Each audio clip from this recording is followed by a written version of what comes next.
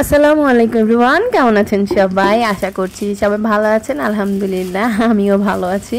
তো এখন বাজে অলমোস্ট রাতের 1:45। তো হঠাৎ করেই আমার কেমন জানি খিদা খিদা লাগতেছে, তো ভাবলাম যে কিছু একটা করা যাক। তো মনে পড়ে গেল ফ্রিজে ফ্রোজেন পরোটা আছে, সাথে নাগেটসও আছে। তো ভাবলাম এটা দিয়ে ঝটপট কিছু একটা করে খেয়ে ফেলি। আমার স্টুডেন্ট লাইফে আগে এরকম হয়তো, এই যে ঢাকা শহরের অলরেডি সবাই ঘুমায়, কি করবে সারাদিন যেভাবে রোদে গরমে কষ্ট পায়, রাতে ঘুমানোটাই স্বাভাবিক। তো যাই হোক, আমি যখন স্টুডেন্ট লাইফে পড়াশোনা করতাম তখন আমার এই ক্রেভিংসটা বেশি হইতো। তো মাঝখানে হইতো, বাট আলসেমির জন্য খাইতাম না। তো ভাবলাম আগামীকালকে রোজাও রাখবো, আর যেহেতু রাতের বেলা এখন ঘুমও আসতেছে না, তো ভাবলাম যে কিছু একটা করে খেয়ে ফেলি, আমার সেহরিও হয়ে যাবে একসাথে। তো আমি এখানে প্যানের মধ্যে ফ্রোজেন পরোটাটা দিয়ে দিলাম, দিয়ে ঢাকা দিয়ে দিব। তারপরে ওই পাশে আমি নাগেটস ফ্রাই করব, তারপরে সস দিয়ে একটু দেখে কি করা যায়। এখনো আমি শিওর না কি করবো না করবো। তো ওয়েলকাম টু ম্যানাদার ব্লগ। যেখান থেকে আমার ভিডিওটা দেখা শুরু করেছেন, রিকোয়েস্ট করছি না টেনে পুরো ভিডিওটা দেখবেন। আর দেখতে দেখতে যদি ভালো লেগেছে অবশ্যই আমার চ্যানেলটি সাবস্ক্রাইব করে দিবেন। যারা অলরেডি তা করে ফেলেছেন তাদেরকে জানাচ্ছি অসংখ্য ধন্যবাদ।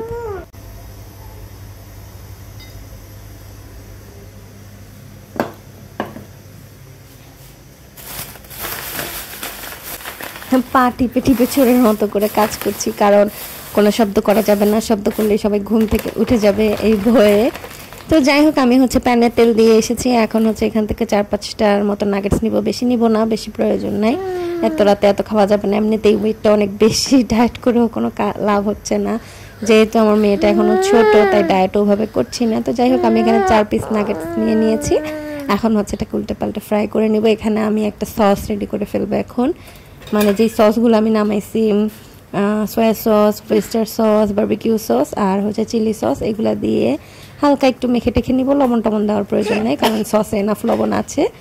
আর কি বলে, নাগেটসেও লবণ আছে, পরোটাতে তো আছে, এই জন্য আমি এক্সট্রা কোনো লবণ দিব না।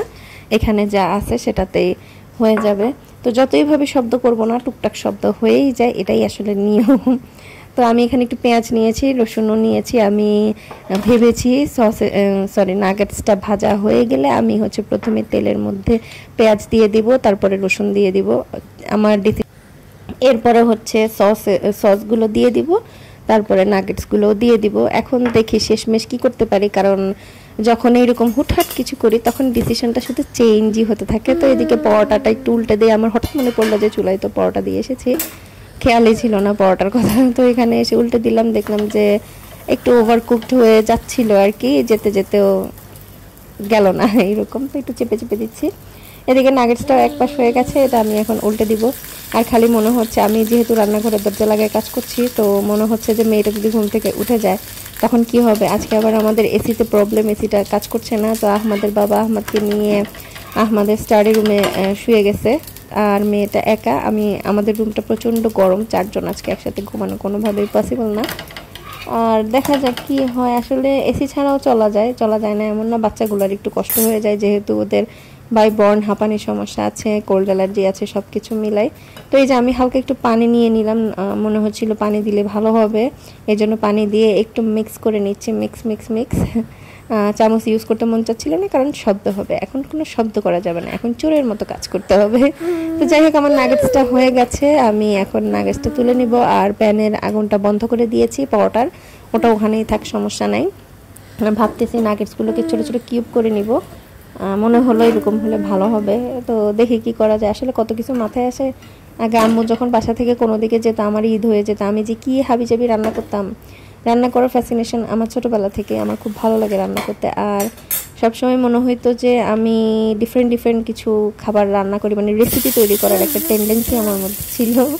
তো যাই হোক, আগের দিন তো শেষ, এখন আগের দিনের কথা শুধু মনে করি আর ভাবি কি ইনোসেন্ট ছিল। যাই হোক, এখন গিয়ে আমি রসুন নিয়ে এসেছি, রসুনটা দিয়ে দিব। আমি বেশি কিছু করবো না, এত ভাজাভাজিও না, জাস্ট আমি এখানে রসুন দিয়ে নেড়ে চেড়ে তারপরে সসটা দিয়ে দিব। বেশি সময় নেওয়া যাবে না, আমার ভয় করছিল। আর আমি রাতে একা ঘুমাইতে পারি না, জানি না আজকে রাতে একা ঘুম আসবে কিনা। আমার খুব অশান্তি লাগে, কানে বিভিন্ন ধরনের শব্দ আসতে থাকে, কিসের শব্দ আমি জানি না, সেই শব্দের কোনো অস্তিত্বও থাকে না। তো যাই হোক, বলে না যে বনের বাঘে খায় না মনের বাঘে খায়, ব্যাপারটা ওইরকম। তো আমি এখানে পেঁয়াজ রসুন দেওয়ার পরে সসটা দিয়ে দিয়েছি, এখানে সসেজের তেলটাই ছিল। তারপরে এই যে সসেসগুলোকে এখন টুকরো টুকরো করে নিব, 4 টুকরা করে করার ইচ্ছা আছে। আর যেহেতু এক হাতে ক্যামেরা আর এক হাতে কাজ করব, তো ভাবছিলাম করতে পারবো কিনা, প্লেট আবার উল্টে ধপাস করে শব্দ হয় কিনা সেই ভয়েও ছিলাম। তো দেখি, না হচ্ছে না শব্দ, মানে কেমন জানি ফিলিং হচ্ছে। যদি কেউ হঠাৎ করে এসে চোর চোর করে চিল্লানো শুরু করে, আমি কোন দিকে যাব? তো বের হওয়ার পসিবিলিটিও কম। আমার শ্বশুর শাশুড়ি যেহেতু এসি চালাই ঘুমাইতেছেন, ওনাদের রুমের দরজাটা লাগানো, ভয় শুধু একটাই, আমার মেয়েটাকে নিয়ে। তো যাই হোক, দেখা যাক কি আছে নসিবে। কাজ তো অলরেডি শেষ, এখন শুধু এটা একটু সসের মধ্যে দিয়ে নেড়ে চেড়ে নিব। আর যেই প্লেট বাটিগুলো আমি এখন নষ্ট করেছি সেগুলো ক্লিন করলেই হয়ে যাবে। তো এই যে আমার কাটাকাটিও শেষ, অনেক পরিশ্রমের পরে কাটাকাটি শেষ করে ফেললাম। এখন এগুলো হচ্ছে সসের মধ্যে দিয়ে নেড়ে চেড়ে উঠাই নিব। আর এই প্লেটের মধ্যেই আমি পরোটাটা নিয়ে নিব, এত বেশি প্লেট নষ্ট করতে মন চাচ্ছে না। এই যে আমার রান্না কিন্তু হয়ে গেছে, আর কোনো কাহিনী নেই, শেষ। এখানে সসের মধ্যে দিয়ে নেড়ে চেড়ে নিয়েছি, আমার রান্না শেষ। এবার হচ্ছে আমি পরোটাটা প্লেটে নিব, আর পরোটার উপরেই এটা দিয়ে দিব, আলাদা কোনো প্লেটে নিব না। তারপরে ওভাবে হাপুস হুপুস করে খেয়ে ফেলবো, এই হচ্ছে আমার প্ল্যান।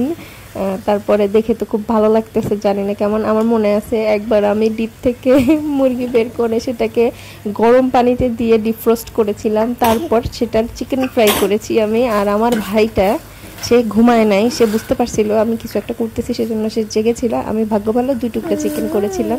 তারপরে খুব বিরক্ত হয়ে 1 পিস চিকেন ওকে খেতে দিয়েছিলাম, আর 1 পিস আমি খেয়েছিলাম। আর নুডলসের বিভিন্ন রকমের তো রান্না বান্না করতামই, সেগুলো এখন সবই স্মৃতি। মাঝে মাঝে আমার ভাই আমার সাথে শেয়ার করে যে আমি রাতে যখন ঘুমাতে যেতাম, আমি ওয়েট করতাম কখন তুমি টুক টুক টুক আওয়াজ করো, আর আমি দৌড় দিতাম যে নিশ্চয়ই কিছু বানাইতেছো আর আমাকে ছাড়া খাইতেছো। আল্লাহ। তো যাই হোক, আমার রান্না বান্না শেষ, এখন হচ্ছে খাওয়ার পালা, রান্নাঘর ক্লিন করার পালা।